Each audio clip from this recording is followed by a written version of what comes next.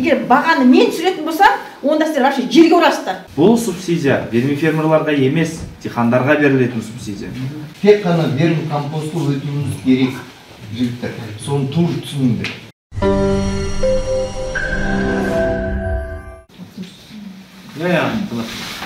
Енді былай ғой, мен былтыр Абдығаппар екеуміз жағы біреуіміз оңып алдық, мен 7 өп алдым, соны жағы соны қазірде 400-лықтай немеміз бар, квадраттай. Соны неғыл Абдығаппардікі орында тұр. Менде биогумус жоқ.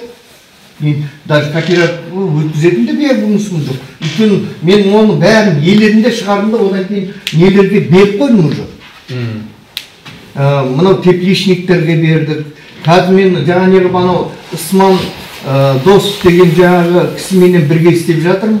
Ол кісі біраз жерден тәлім алып неғып келген екен. Соның жаңа препараттарыменен қазір жаңа неғып өткізіп жатырмыз. Қазір тепличниктермен бірге совместно істеп жатырмыз. Бактерияны ма? Иә, бактериялардың нелерін біз қашан алады, қашан қояды деген жаңа бізде проблема жоқ. Біз түгелмен жаңа сол тепличниктерге өткізіп жатырмыз. Өздері келіп, бірінен бірі көріп, жаңа біз жаңағы сол бір немнесі жақсы бір бактериясы бар. Соңынан жаңа араластап құйып беріп адымыз. Нормальный жаңа, мен өзім 10 жылдай жаңағы клубника жетістіргенмін. Одан кейін жаңағы мал шаруашылығымен жаңағы өткенде сіздің шаруашылығыңыз барып кеткенсіз жоқ? Иә. Енді ол қазір көрген адам уже жаңа не қылып келіп алып кетпеді. Без проблем. Сама реклама. Мен бағаны өздері келеді. Сөйтіп жаңа әрекет жасау керек. Мен енді 70 теңгеден кейін 70 теңгеден беріп жатырмын. Ешқандай жаңа оның қорғатын қаупі де жоқ, несі де жоқ. Бірақ негізінде бәріміз енді бір теплицаны арендаға алайын деп отырмын. Мен өзімде де теплица бар. Оның жаңа соның несінде мына кісіменен бірге жаңа Сыман ағаманан бірге сол жерде бір эксперимент қылып, қазір жұрттар көретіндей қылып, арбуз бола ма, помидор бола ма, не бола ма, соны жаңа неғып шығарамыз ба деп ойлап отырмыз. Енді негізінде компостты обязательно жасау керек екен. Компостқа бәріміз өтуіміз керек, компост істеуіміз керек. Компостсыз жаңағы не болмайды екен. Дұрыс айтасыз. Иә. Өйткені компост жасап барып, одан кейін жаңа жегеретін болсаң, ол 2,5 айдың ішінде жаңа неғып жеп қояды екен. Сол вермикомпостқа өтуіміз керек бәріміз. Сонда таза өнім аламыз. Біз мынау қазіргі малдың көңін беріп атқанымыз, нелінің көңін беріп атқанымыз, оның бәрі далбаса. Біз тек қана вермикомпостқа өтуіміз керек, жігіттер. Соны тур түсініңдер. Мен өзім жаңағы, өз практикамда. Өткен жаңағы обязательно тепличниктер келетін болса, 30% вермикомпост, 30% жаңағы біздің биогумусымыз, 30% жерменен араластырып еккен өнім болып шығады. Сонда ғана жаңағы мынау тепличниктер сіздерге рахмет айтады. Басқа немнен қажет жоқ. Осы 3 компонентті жаңағы бірдей қылып беретін болса, бірдей істейтін болса, сонда ғана өнім болады. Олар өйткені бізге келіп отыр да, олар жаңа неғып тепличниктер сонша ақша салады, сонша жаңағы енді 2 миллион, 3 миллион жаңағы немнеге тек қана мынау немненің өзін шығаруына бізге сеніп келіп отыр да, біз жалғыз биогумустан беретін болсақ бар да, біз оны алдап жібереміз. Алдаймыз. Соның үшін компостымыз да болу керек. Одан кейін жаңа биогумусымыз да болу керек. И жаңа неғып енді жерін өзі тазалап, өзі жаңағы елеп-елеп жаңа неғып шығару керек. біздің практикамызда да сол биогумус, компост, жидкий биогумусты араластырған кезде нәтиже жоғары берген да. Сондықтан бізге қазір диқандарға тек қана өнімді сатып кетіп алу емес, оларға нәтиже көрсету. Біз оларды алдамауымыз керек. Біз алдамауымыз керек оларды. Тепличниктерді, нелерді алдамауымыз керек. Біз әсіресе жаңағы мынау Сарыағаш ауданында бәрі тек қана тепличниктер келеді. Соларға біз оларды алдамауымыз керек. Нәжі болатын болса, ертірақ жаңағы компост жасап, соңынан мынау оны електен шығарып, мынаны араластырып бірге бер. Осында бір нәтиже шығарды деп айтуымыз керек. Басқа енді білмеймін ғой. Бірақ мына біз кейбір кезде өзіміздің жаңағы 71-ге келген ағамыз, Сыман деген жаңағы ағамыздың кейбір кезде қадірінде білмейміз, несінде білмейміз. Сол кісі көп нәрсені маған үйретті, көбін жаңа не қылды, айтты. Осындай бір научный бір центр болу керек па. Мысалға мынау Зухридин аға енді Қазығұртқа барған кезінде жаңа не қылыстар ғой. Планда микробиологиялық лабораториялар ашу керек. Бізде жаңағы Сарыағашта тем более возможность бар. Сманатан күшті ма, Зухридин акан қайсынікі күшті болады. Олардың бәрін қойып, басқа М-восток өтеміз ба, аккредитациядан өткен Япониядан. Соны өтеміз ба, оны шешеміз. Соны шешу керек. Мен дайындадым, болды деп пихат ете беру деген нәрсе де болмайды бізде. Барлығын микробиологиялық лабораториядан өткіземіз. Қайсыныкі? Сманатан күшті болса, соған өтеміз бәріміз. Жоқ, оныкі мысалға Зухридин аға бар, Сыман аға бар, жаңағы болман тоқтап қалмау керек. Олар база болу керек. Бір база болу керек та, сол кісілердің жаңа лабораториясы ма, сол кісінің нелеріменен біз біргелікте жұмыс жасауымыз керек. Мен тек қана диқанмын. Ал мен есімім Тоқтамұрат. Тоқтамұрат мен есімім. Сіз ана даусыңызды чаттан танимыз? Чатты жарып отқанысыз ғой. Енді кейбір кезде үзілді айтып қоямын, қатты айтып қоямын. Сіз уже биогумус қамат деп отырсыз ғой, Қамат жоқ менде. Атырапта көш тұрысы? Мен қоңсым жаңа... Сатамай отыр енді. Бұл кісі сатамай отыр. Сұранатындардың қайсы біреуіңізге жаңағы возможность болатын болса, осы Абдығаппардың жаңа немесін өткізіп беріңіздер бірінші өшіртте. Өткіземіз ғой енді. Проект бар ғой. Сіз сәтсіз отырып енді өзіңізде қабаппен өткізбедіңіз бе деймін. Бұл кісінің несі бөлек, менікі бөлек дегендей ғана. Сол үшін жаңа сіз айтып отырсыз ғой, өткізіп жатырмын мен деп. Бұл сіздің қолыңыздан келеді, тіліңіз бар, кішкене қолыңыздан мүмкіншілік бар. Жалпы халықтың қолына бұл бәрі келе бермейді ағай. Сондықтан бұл кооперативтің құрылғаны осыдан. Өйткені ертең сіз өніміңізді өтіп келесіз, теплицадан сізге теплицаның иесі звондайды, мынау мен шөп шығып кетті, мынау менің помидорымды өлтірді деген кезде сіз не істей аласыз? Бірақ ол одан емес, ол өзінің қателіктерінен болған болдың да. Сол кезде біздің арнайы сол үшін Серік ағаны білесіздер, біз осыны кооперативтің агрономы болдық. Ол кісі бізге осындай проблема болады, как біздің адвокатымыз сияқты, сол кісі ары қарай олармен сөйлеседі. Сен мынаны істедің бе, мынаны істедің бе, қалай бердің, не қылдың деген кезде. Ал енді кез келген адам болса, қайдан кім несін алады? Осыдан сосын өзің шаршап кетесің да жағынан. Осыны бас ауруымен. Қазір мен бір айтып кетейін, жаңағы айттыңыз ғой, теплицаның бар, соны өткізіп жатырмын деп.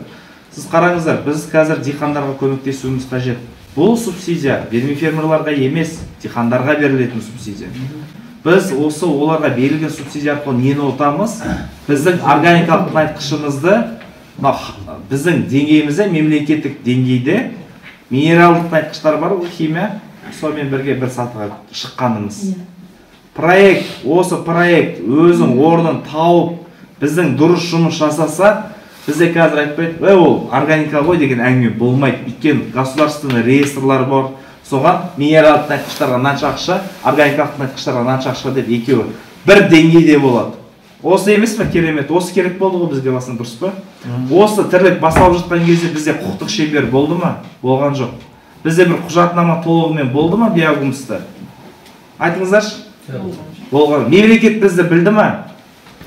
Ал қазір қалай? Мемлекеттің өзінің тарапынан бізбен бірге пилотный проект жасап жатыр. Теория жүзінде олар түсініп отыр, бәрі біліп отыр. Бірақ олар бізді сынау, жаңағы айтылды ғой, бізді сынау үшін ұйымдастырып жатырық та. Вот. Сол үшін біз өзіміздікін ғана өткізу, жаңағы 70 теңге, 80 теңге болсын, өзіміздікін емес, диқандарға біріншіден субсидия ілінуіне көмектесеміз. Жаңағы сертификат береміз ғой біз оларға.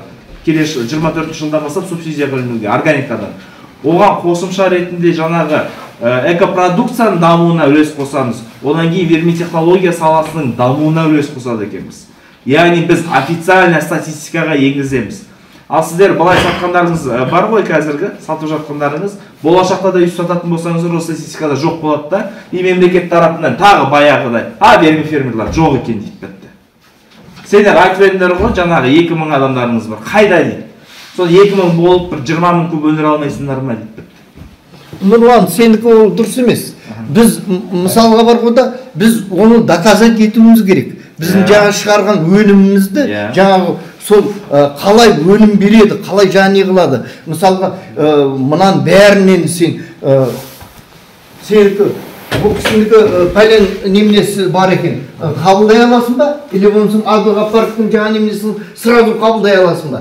Біз жаңа онан тоқтап қалмауымыз керек. Біз наоборот жаңа ол практикада көруіміз керек. Жоқ, ол дұрыс қой аға. Практикада көруіміз керек. Жоқ, ол дальнейшем жаңа менде әрине жаңа өткізуім керек. Қамрат аға, бұл жерде мәселе мынандай болып тұр ғой. Біз қазір үлкен құрылымды жасап жатқан вермифермерлердің баршамыз жабылып, үлес қосып, ат салысып жасап жатқан бұл құрылым. Егер бұл құрылымды біз баршамыз ат салысып, бір бағытта, бір жүйемен, арнайы мақсатпен істейтін болсақ, бұл құрылым болады. Сөйтіп бұл құрылым түзілсе, бұның артында миллиондаған, миллиардтаған кубтар бар. Біздің өнім. Егер миллиондап, миллиардтар кубтар өтіп жатса, әр вермифермер бай болмай ма? Біз осы құрылымға бәріміз атсалысу керек деген мәселеде айтылды. Атсалысу керек. Сол үшін біз барлығымыз өз тарапымыздан сатқаннан гөрі, жүйелі түрде сататын болса, бұл құрылымның тұруына, мемлекеттің мойындатуға бір себеп болмақшы. Жоқ, мен оған қосылып тұрмын. Мендегі бір жаңа неғылатын нәрсе, біз мынау сіздер тараптан өзінің жұмысты дәлелдеп жатсыз. Дәлелдеп жаңа қуаныштымыз керек. Бірақ мынау жүйеленген түрде, бәріміз мақсатты түрде істеп жатқан іс-әрекетіміз өте әсерлі болады. Біз мемлекетті мойындатамыз. Былайша айтқанда, андай ғой, диқандарды бірінші биогумусты мойындатып олар уже енді сіздер бар ғой да, міне Зухридин ағаның үлесі бар. Біз мына биогумус шығарып жатырмыз, оны кім алады? Диқандар ала ма? Диқандар бізден биогумус алу үшін оларда субсидия түсу керек па? Ол түсу үшін біз ұйымшылдықпен пәлен тонна шығарып бере аламыз, пәлен диқан ала алады деп оған әпереді субсидия. Ол кейін общий бәріміздің алады. Дұрыс па мен түсінігім? Ол алады. Одан кейін біздің де жұмысымыз алға жүрсек, біз оған сатқаннан кейін біз де ақша аламыз. Біз ақша алғаннан кейін біз көм аламыз, жер аламыз. Сол үшін оны мемлекет мойындау керек. Мемлекет мойындау үшін бәріміз бірдей әрекет жасау керек. Ал бір қолымыз бияқа, бір қолымыз бияқа, аяқ-аяға келсе не боламыз? Мен сізге жауап берейін. Мысалы мен сіз таптыңыз жолын, мен табамайым. Мына басқалар таба алуы мүмкін.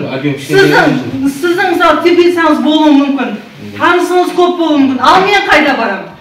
Мен қайда барамын? Сізге берсем аласыз ба? Мен соны түсіндіріп жатырмын, айтып жатырмын.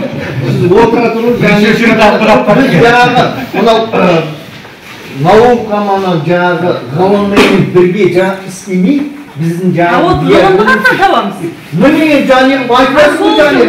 Бас болсақ деп жатқан жоқ па? Соны мен сізге қанда түсіндіріп жатқаным бар ғой да, сәл ойлап қарасайшы. Кепілші айтысыз да жаңа ермайды. Чатта ұстарымыз аздай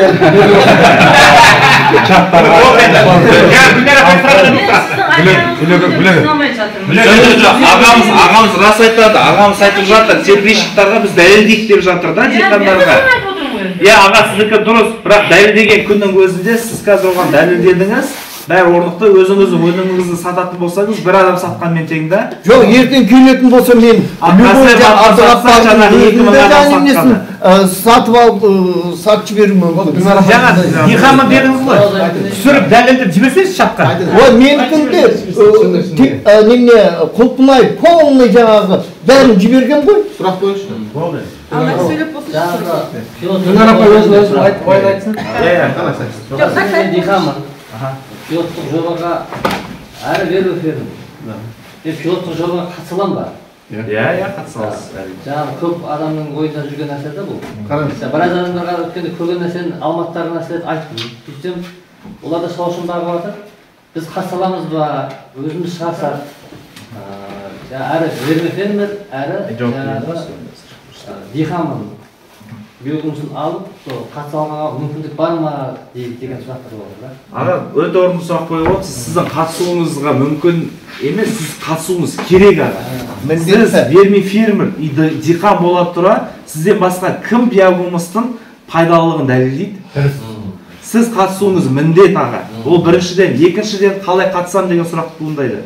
Біз мынандай механизм пилотный проектке жасадық. Сырттан келген компаниялар, біреулердің компаниялары осы проектті қолданып кетіп қатыспау үшін тек қана бір компаниядан алу керек, ол Казверім деді. Қалай, керемет пе? Бай біреулер келіп, өздерінің компанияларын қойып, өтірік гөнді елеп сата алмайды бұл проект бойынша. Бірақ соның арқасында біз деген біраз мүмкіндіктерге жетіп жатыр қой. Бірақ верми фермер өзінің өнімін өзі бүйтіп қолданатын болса, сертификаты болмайды да. Сіз Казверімнен жаңағы сертификатты алуыңыз қажет болады. 150 мың теңге біз бекіттік қой. Сол бойынша аласыз, якобы. Алғаннан кейін ананы толыққанды меңгересіз. Как диқан ретінде якобы алып отырсыз ғой. Бірақ сіз еще и верми фермерсіз. Түсіндіңіз ғой? Ал енді толықтырақ, мәселен, қалай қатысамыз? Өз өніміңізді через Қазверім арқылы сатып аласыз бұл жерде. 150 мың теңге сатып аласыз да, Қазверімге ақша түседі ғой. Қазверімге ақша түскеннен кейін бухгалтер маған айтқан кезде мен бәкеңе айтамын, бәке, бізге осындай кісіден ақша түсті, осындай диқаннан, верми фермерден ақша түсті. Ол верми фермер осында диқанға сатыпты. Енді ол диқанға мүмкіндікті ғой жаңа пилоттықты оға. Сосын дәкең өзінің сертификатын береді диқанға. Сертификат береміз сізге. Иә, түсіндіңіз ғой. Ал бізге түскен ақша сізге сразу өзіңізге қайтады. Биогумстың 70 теңгеден. Түсіндіңіз ба? Өз ақшаң. Өйткені бізге Қазверімге сіздердің ақшаны ұстап тұру ешқандай пайдасы жоқ. Қайта біз сіздерге тез беріп, сіздер қарай өздеріңіз лабораторияға жылжытуларыңыз керек. Сол кезде Қазверімге қалатын 30% бар ғой. Ол біздің Қазверімнің жұмыс істеуіне, ағай кооперативтің жұмыс істеуіне ақша керек. Біз ашейін верми фермерлерге ол ары қарай диқан табады, сөйтіп бұны дәлелдейді деп сенетін болсақ, сіз сияқты диқан верми фермерлерге біз тікелей надежда сіздерде да. Диқан екен қалай дәлелдейді? Жер болу керек болған сол сияқты ИФ юридический видеоролик сияқты нәрсені түсіндіріп. Береміз, методикасын береміз. Сосын тағы айта кететін жай сертификат не береді деген сұрақ туындайтын шығар сіздерде. Келесі жылына субсидияның положениясы регламенттері жасалған кезінде ішінде жазылатын болады. Органикалық тыңайтқыштар игеруде диқанның опыт работы болу керек, практикалық тұрғыдашы опыты болу керек. Ал опытын қалай дәлелдейді деген кезде жаңағы сертификат ол дәлелі болады да. Түсіндіңіздер ғой? Сертификаты бар адам, мемлекет тұрады, сертификатын бар ма? Я бар, комиссияшы келіп жаңағы субсидия. Қайсы көрсетшілік көрсетеді? Серийный номер тұр ғой ішінде, серийный номермен біздің база бар, базадан қарай бар екен адам, бұл адам опыты бар. Все, өтті. Осылай болады. Енді мен кішкене қосып кетейін дегенім, мына жерде барлығымыз верми фермерміз почти, иә? Енді сіздер мына бұртты есепте осы бұртқа шылаушан өсіп жатсыздар, асты биогумус, беті әлі тамақ тастап жатсыздар. Соны қалай айыру керек? Оның тағы оңай жолы бар да. Мысалы мына бұрт үйлі тұрма, осының үстіне желіп бітті деп ойлайсыз. Жаңа тамақ тастаудан алдым. Ана қара сетка, емоса пияздың сеткалар бар ғой, сол тігіп бір-біріне кәдімгі сетка қылып, былай жабасыздар үстіне. Сетканы жауып, соның үстінен 15 сантиметр жаңа корм тастаңыздар. Бір аптаның ішінде ана бүкіл астына шалшан жоғары көтеріледі ғой. Сіз бүйтіп сеткамен мына жаққа төгесіздер да тастайсыздар. Сонан кейін мына биогумстың үстінен тағы да біраз алып тастаңыздар, ұнша-мұнша түскенінше. Былай тағы да біраз бетін алып тастап, мына жаққа тастаңыздар. Сонда астында таза биогумс қалады. міне соны жаңа бір екі рет аулап алып ана жақтан аударып кептіріп отырасыздар да содан кейін елегеннен кейін оны жақсылап бактерия сеуіп мына неге апарып тастайсыздар мынау бастырманың астына 60% сулап қойып қоясыздар сонда гумекациядан өтеді олар солай ажыратып алуға болады сонда бактерия бір кубқа 1 литр жететін шығар бір кубқа 1 литр бактерия сеуіп тастайсыздар суға 60% да жатады соныменен мына жақта қапталмай жата береді солай істейсіздер а то мынаның ішінде қазір жаңа тамақ қостыңыз ғой ол қайтадан араласып кетеді шаушын аулап алған астында қалып кетеді да жаңа тамақ ол жаңадегі қорытылмаған күйінде араласып кетеді мына жаққа ол біздің сапамыз төмендеді ол бір енді бізге мына келес Сарыағашқа асығыс болды ма жаңа жыл қарсаңы болды ма мына жерде диханды шақырамадық біз енді қайтадан келес ауданы жаңа жылдан кейін ауыл шаруашылық әкімімен бірлесе отырып біз бүкіл дихандар шақыртамыз бүкіл дихандарды шақыра отырып қайтадан біз өтеміз бүгін асығыс болды ма білмеймін очень не болып қалды біздің почти келесте ешкім келген де жоқ аз адам отыр тек қана бенефилме отыр бұдан кейінгі жиналыстың жаңа жылдан кейін бәріміз атсалысып дихандарды шақырамыз біздің міндетіміз өзіміздің биогумысымыз дихандарға жарнама жасау мысалы мен маған 10 кубқа спрос келді дейін мысалы мына кісі менен дихан 10 куб сұрады мен оны через Казверін сатамын мен Казверінге звондап мына кісі 10 куб алады деймін бұл Казверін қанша 150-ден бере ма 120 ден мен шатағым жоқ мен через Казверін мына кісі 10 куб алады содан кейін Казверін маған 70 теңгеден ба менің өзім 10 кубның ақшасын береді ал енді диханға мына жігітке Казверін сертификат береді көрдіңіздер ме бұл кісіде сертификат бар қандай биогумус пайдаланып жатырмын деген ол субсидияға көмек міне сол болады сосын фирмалар сертификат соответствие сұрайды оны да береміз өйткені әркім өзі мысалы мен қазір сата аламын әркімге жаңа 5 қап 10 қаптан сатып тастайтын болсам маған да келіп жатыр ғой енді мысалы мен 100 теңге деп отырмын біреу 50-ден сатады да менен емес қайта жаңа 50 деген алып отыр менікі тоқтап тұрған себебі сол өйткені 100 деп бағаны ұстап тұрмын егер бағаны мен түсіретін болсам онда сіздер вообще жерге ұрасыздар менікі өтпесін тосын мен артында Казверін мен қорқып жатқан жоқпын Казверінге бәрін өткіземін 100 деп мен қатып тұрмын өйткені айтады Гүлнар апай 70-ден сатты 50-ден сатты сіз бар 20-дан сатасыз или 30-дан сатасыздар шаушаның бағасын 10 теңгеге түсіргендей дәл сөйтіп түсіреді сол үшін маған 10 адам звондайды күні әдейі звондайды Гүлнар апай қанша сатып жатыр екен деп жаңа апай қаншадан деп өтірік сұрайды мен 100 деймін а саған алмасам ғой 100 оның ішінде дихан да келеді жай верный фермер да келеді оның ішінде верный фермер де отырады да маған айдисін сұрайды мен 100 деп қатып отыра беремін а саған алмасам ғой 100 деймін сөйтеді да ол қайта анадан 50-ден алып кетеді арзан екен деп сатып жіберіп береді мен отыра беремін менікі тұр өтіп жатқан жоқ тұра берсін мен қорқып жатқан жоқпын өйткені мен бәрі Казверін өткіземін оны сондықтан сіздер әркім өзі мына 50-60-тан сатып жібермей бағаны ұстаңыздар ол сіздердің еңбектеріңіз ол өтпей қалмайды бәрі қорқып өліп жатыр как будто осыдан сатпаса қалып кететін де қорқып енді дұрыс бәріміз қиналып отырмыз ақшадан да бірақ саусақтар уже сезон басталды январдан бастап сезон басталды кетіп жатыр бір куб сатсаңыздар да через Казверін сатыңыздар бір куб сатсаңыздар через Казверін сатыңыздар өйткені біз өзіміздің кооперативімізді дамытатын болсақ онда біздің жұмысымыз жанып деп есептеңіздер мысалы қараңыздар Қырғызстан Өзбекстан неге сорлап отыр оларда ұйымшылдық жоқ әркім өзінің қарнын тойғанын ойлап мысалы ана Рүстем банк өз үшін сатады жүгіріп бір-бірін жамандап қырылып өз үшін сатады мынау өз үшін сатады бізде конкуренция жоқ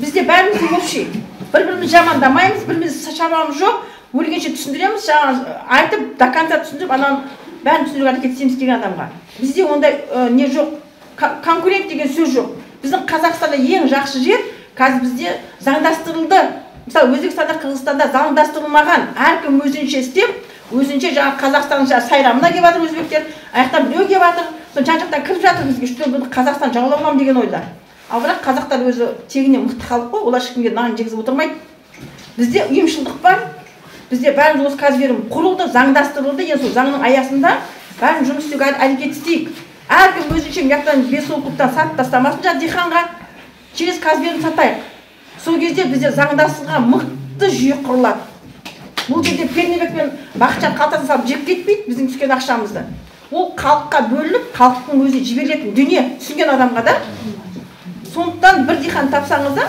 мысалы мен қай дихан ертең біз неден істейміз жаңа жылдан кейін через ауыл шаруашылығын бүкіл диқан қуылдырып алып келіп бүкіл жерге отырып қайтадан өтеміз сол диқандарға осы біздің фермерлер де келеді біз де келеді жоқ келеді келтіреміз шақырамыз сол күнге айналып келмесе де өзімде де адамдар бар ғой фермерлер бар ғой келтіреміз қайтадан өтеміз қайтадан бүгін тек қана өзіміз отырмыз да диқандарымыз жоқ шаушан бағып жатқандарын жиналыс болады деп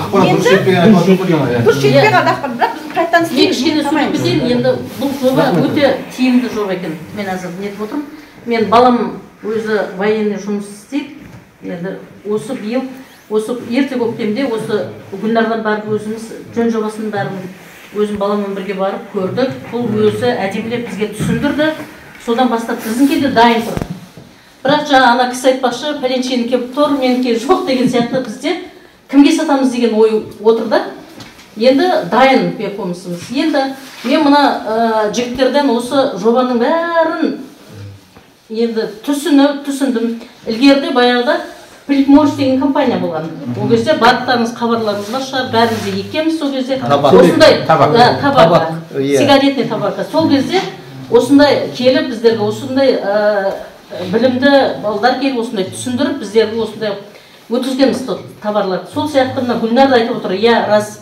мысалы әр мысалы үшін мына қарапайым халықтың өзінің еңбегі иә бұл жоба өте тиімді жақсы екен осы жүйе бойынша барлығымыз бірігіп біріміз барлығымыз біріміз үшін дегендей осы өте тиімді жоба екен деп мен ойлап отырмын менікі де дайын мысалы үшін менікі де дайын кімге өткізеді екенбіз міне диқандардың иә бүйтіп қарап отырсаңыз бәріміз биокомыс дайындап отырған адамдар сияқтымыз бірақ мына жерде шаруалар жоқ сол диқандар да диқандар енді негізінде біз келестен келіп отырмыз әзір 3-4 адам бұл жерде бізде келесте өте үлкен ауыл шаруашылық өніммен айналысатындар бірақ бұдан бейхабар білсе білім арасында алып жатқанша жаңа Гүлнар айтып отыр ғой онша әйтеуір сұрағандарға беретін сияқты әзір мысалы үшін бізге жетпеген негізінде енді мен осы балам осыны істегеннен бастап бүйтіп ойланамын да шынында өзім эксперимент жасап көрдім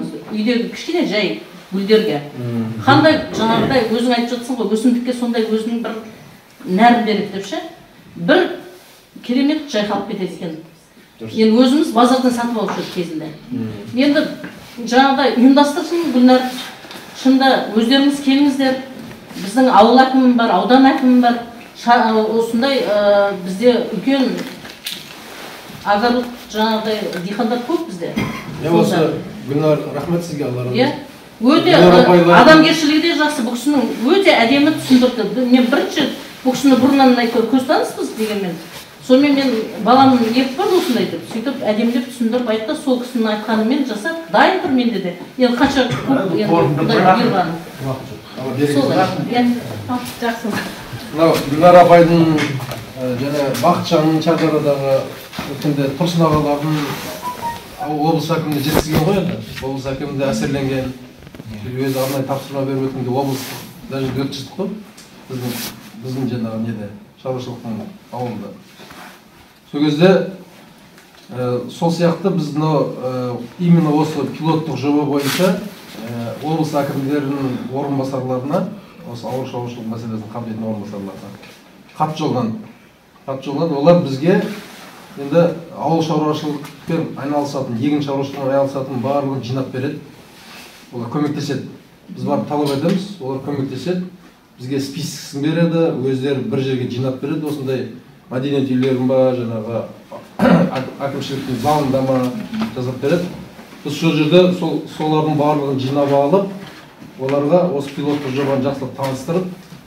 диқандарға барлығын түсіндіріп айтып береміз сол жерде ше сөйтеміз да олар осы нәрсені түсінгеннен кейін олар әрқайсысы өздерінің шама шарқылары келгенше енді алады ғой соны алады сол кезде жұмыс басталады сол кезде барлығымыз тізімдерді жасап өз шығарған өнімдерімізді қазірден бастап дайындай беріңіздер Құдай қаласа сол жерге апарып сол сұраған диқандарға барып үлестіріп бере береміз да сертификат магистрлар жаңа біреу сайлайды жаңа айтып отырсыз жиналыс өте болса рақса сөйлей беріңіздер. Келесіне қазір жоқ.